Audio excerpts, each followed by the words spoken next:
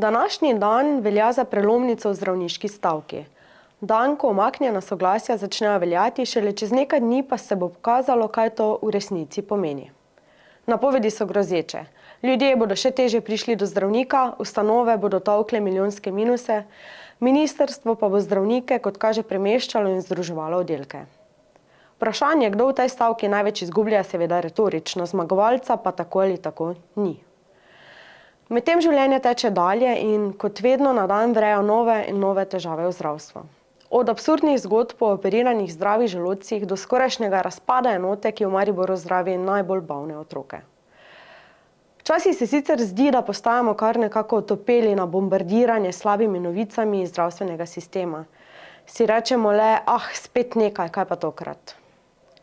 Lahko seveda s prstom pokažemo na grde medije, ker poročajo o negativnih stvareh. Ampak tiščanje glave v pesek žal ne bi pomenilo, da težav ni. Vprašajte se, komu bi pomagalo, da bi sadili rožice? Hudo bolnim otrokom gotovo ne. Zato vodstvu UKC Maribor predlagamo, da namesto infantilne užaljenosti raje čestita tistim zdravnikom, ki jim je res mar in ki se res ne borijo za svoje plačilo, ampak za življenja tistih, zaradi katerih so se odločili za ta poklic. Svoj ugled bodo namreč lahko reševali le z dobrimi rešitvami.